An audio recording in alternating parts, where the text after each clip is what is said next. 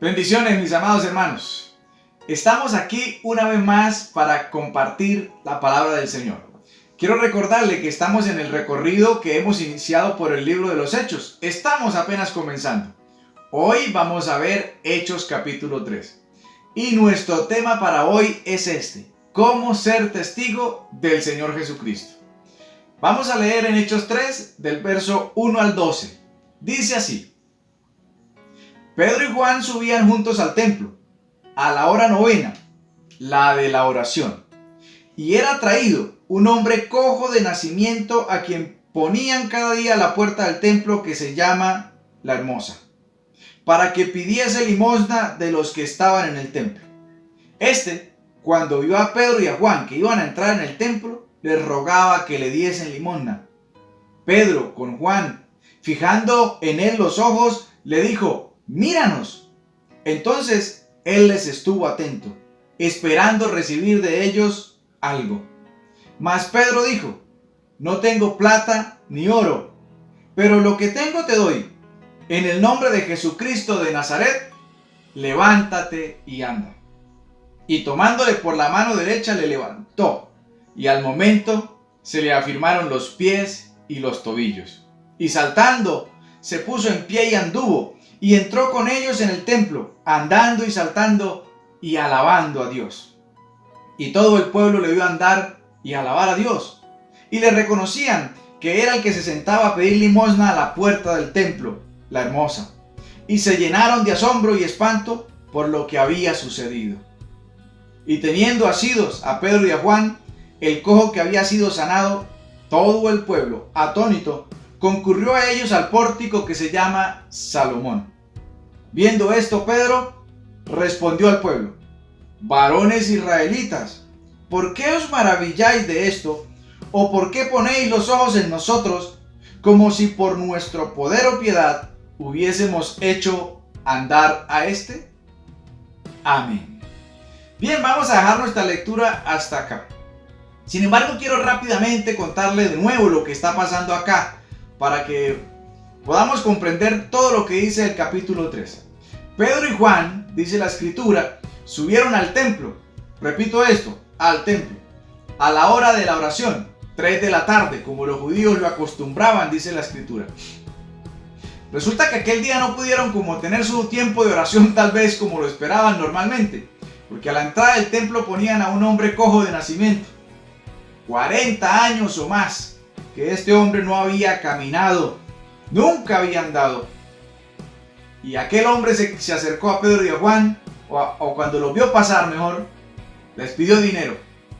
Pues no tenían, parece que andaban como que no les habían pagado la quincena por esos días, no tenían platica los hombres.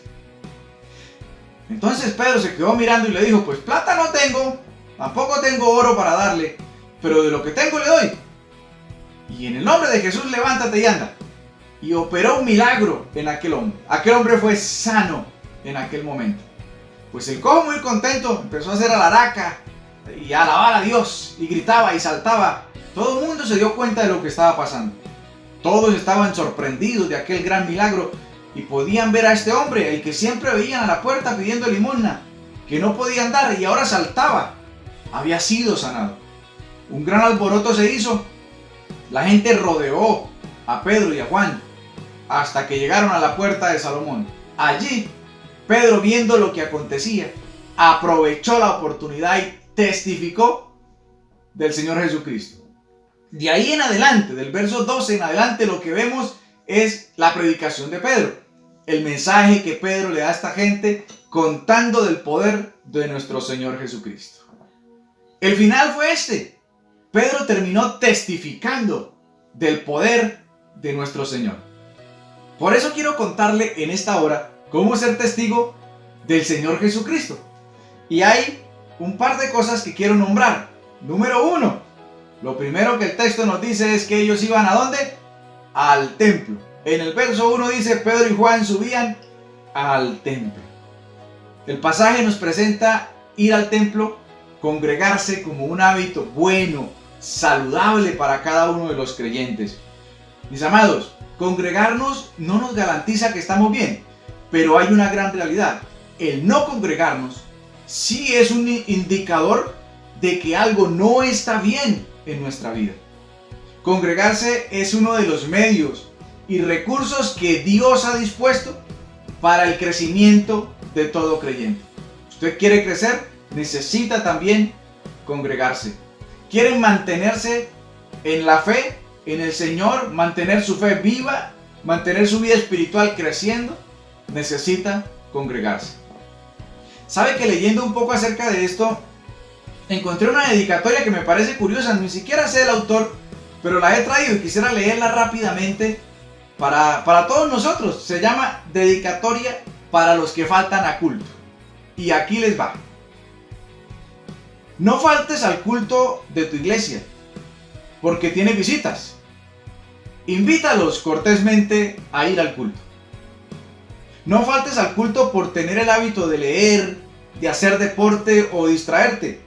La palabra que se predica en el púlpito alimenta mejor el alma del creyente que ninguna otra cosa. No faltes porque piensas que no te echarán de menos en la iglesia. Dios, que lo ve todo, se fijará en tu ausencia. No faltes al culto porque tus amigos no van a dichas reuniones. Tienes compromiso con Dios y no con los hombres. No faltes porque te crees insignificante y no ejerces influencia en la iglesia. Tu presencia en el culto habla muy alto de ti, por indicar que cumples tus deberes con Dios, el de congregarte. No faltes porque te figuras saber más que el ministro de tu iglesia. Por mucho que sepas, eso no es motivo para no servir a Dios. No faltes por creer que tu iglesia es muy imperfecta. Ciertamente las congregaciones religiosas están compuestas de creyentes que tenemos faltas. Tú también las tienes, y tal vez oyendo los sermones en tu iglesia te corrijas un poco. No faltes a los cultos, pues asistiendo a ellos cumples con Dios. Tienes 6 días para tus ocupaciones. Reserva el séptimo para Dios, tu Creador. ¿Qué le parece? Muy interesante. Si hay algo aquí para usted, por favor asúmalo con toda responsabilidad y a cambiar. La segunda cosa que quiero aportar acerca de cómo ser testigo de Jesucristo es esta, mis amados: orar. En el versículo 1 habla de que Pedro y Juan fueron al templo a la hora de la oración. Nos da la intención de que no iban de paseo, ellos iban a orar. El pasaje también nos presenta el tema de la oración como un hábito hermoso, necesario y saludable para nosotros los creyentes. Así que quiero animarle a que usted separe un tiempo todos los días para que haga oración. El Señor Jesucristo oraba siendo el Hijo de Dios. ¿Cuánto más nosotros necesitamos también orar todos los días? Hablar con Dios es y debe ser lo primero para cada uno de nosotros. Y lo primero del día, ojalá también. ¿Está demasiado ocupado? ¿No puede orar por sus ocupaciones? Pero sí tiene tiempo para comer. Sí tiene tiempo para bañarse. Sí tiene tiempo para trabajar y para dormir. Pastor, pero es que eso son cosas vitales. Pues mi amado, cuando usted entienda que orar es también y aún más importante que todo eso, tendrá usted tiempo para orar. Establezca un tiempo todos los días para que haga oración. Es más, ore varias veces al día. Su espíritu crecerá, su alma se fortalecerá. Dios estará con usted y le aseguro, usted se convertirá también en un testigo de nuestro Señor Jesucristo. La tercera cosa que quiero aportar, que veo en este pasaje de cómo ser un testigo del Señor Jesucristo, es esta: operar milagros y sanidades.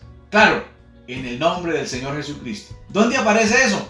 En el versículo 6 inicia: mis amados, operar milagros es un privilegio que tenemos como hijos y siervos de nuestro Señor. Además, es un mandamiento. El Señor nos ordenó: vayan y sanen a los enfermos, y nos dio la autoridad para hacerlo. ¿Podemos hacerlo? Claro que sí. Yo sé que uno de los grandes problemas para muchas personas aquí es el cómo aumentar su fe para poder operar milagros en el nombre del Señor. Así que quiero tomar este ratico para decirle cómo aumentar su fe para operar milagros. Tome nota, por favor. Número 1, oración. Sí, ya le había hablado de oración como testigo de Cristo, pero también debo hablarle de la oración como la herramienta que Dios nos da para aumentar nuestra fe. La fe para ver milagros no es natural, sino sobrenatural. Proviene de parte de Dios. Dios es el que da esa fe, el que nos embiste de ese don maravilloso. Y para obtenerlo, para que crezca y se desarrolle, necesitamos orar. La palabra dice, cuando oren, orar es importante. La palabra dice, cualquier cosa que pidan. ¿Y eso cómo se hace? Orando. Así que la fe está íntimamente ligada a la oración. Necesitamos orar. La oración hace que la carne y sus deseos, o sea, esa naturaleza pecaminosa que está con nosotros, sea limitada, que se anule, que se aplaque. La oración constante produce en nosotros el crecimiento de nuestra fe. Aviva en nosotros esa fe. En oración, cada día podemos conocer estrechamente a nuestro Señor.